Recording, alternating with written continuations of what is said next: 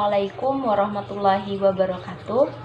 Perkenalkan, nama saya Desi Safitri dari Prodi Akuntansi Syariah kelas A dengan nomor induk mahasiswa 20383042049. Pada kesempatan kali ini, saya akan menjelaskan tentang maslahah al-mursalah.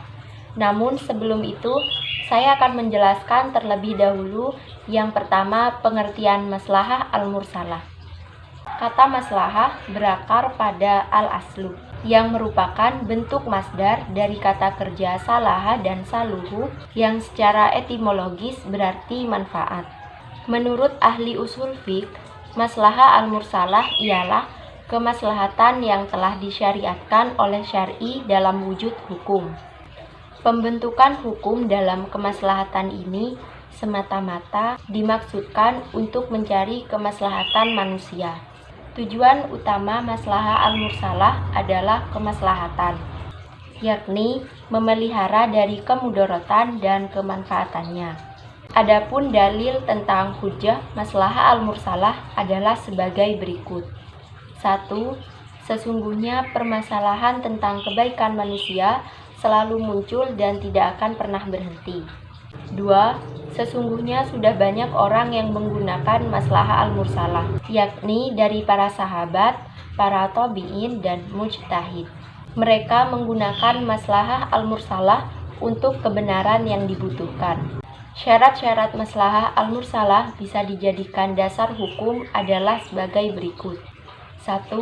Kecocokan atau kelayakan kebaikan yang digunakan secara pasti, menurut keadaannya dan antara tujuan-tujuan orang-orang yang menggunakan maslahah al-mursalah.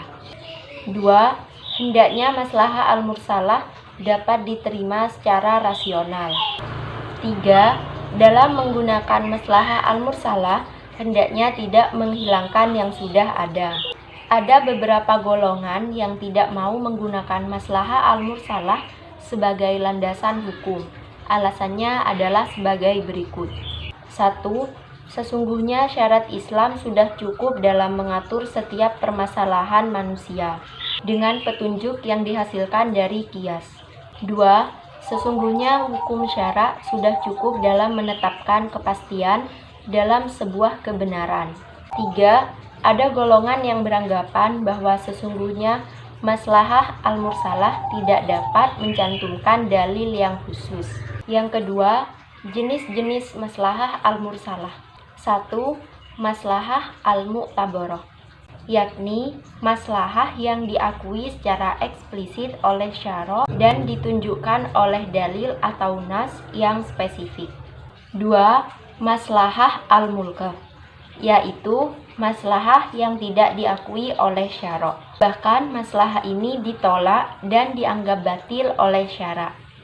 3. Maslahah al-mursalah, yaitu maslahah yang tidak diakui secara eksplisit oleh syara' dan tidak pula ditolak dan dianggap batil oleh syara'. Dari segi kekuatannya sebagai hujjah, maslahah dalam menetapkan hukum dibagi menjadi 3 macam, yaitu 1. Maslahah daruriyat. Maslahah daruriyat merupakan kemaslahatan yang menduduki kebutuhan primer. Keberadaan maslahah daruriyat ini bersifat penting dan merupakan keharusan yang harus dimiliki setiap manusia dalam memenuhi kebutuhannya. Hal ini bisa dipahami sebagai sarana perenungan bahwa pada hakikatnya manusia tidak bisa hidup dengan tentram apabila manusia itu tidak memiliki kemaslahatan yang dimilikinya. 2. Maslahah hajiyat adalah kemaslahatan yang menduduki pada taraf kebutuhan sekunder. Artinya, suatu kebutuhan yang diperlukan oleh manusia agar terlepas dari kesusahan yang akan menimpa mereka. Contoh sederhana dari maslahah hajiyat yaitu Allah Subhanahu wa Ta'ala telah memberikan keringanan dalam beribadah yang dikhususkan kepada mereka yang sedang dalam perjalanan jauh.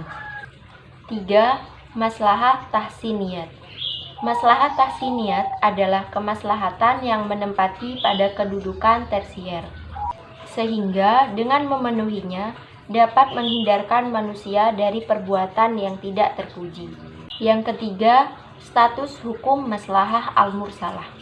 Setiap hukum yang didirikan atas dasar maslahah al-mursalah dapat ditinjau dari 3 segi, yaitu 1. Melihat maslahah pada kasus yang dipersoalkan. Misalnya, pembuatan akad nikah sebagai pelengkap administrasi akad nikah di masa sekarang. 2. Melihat sifat yang sesuai dengan tujuan syara, yang mengharuskan adanya suatu ketentuan hukum agar tercipta suatu kemaslahatan. Misalnya, surat akad nikah tersebut mengandung sifat yang sesuai dengan tujuan syara, antara lain untuk menjaga status keturunan. 3. Melihat proses suatu penempatan hukum suatu maslahah yang ditunjukkan oleh dalil khusus. Dari beberapa definisi maslahat dapat dipahami bahwa maslahat dalam hukum Islam ialah setiap hal yang dimaksudkan untuk memelihara agama, akal, jiwa, keturunan atau kehormatan, dan juga harta.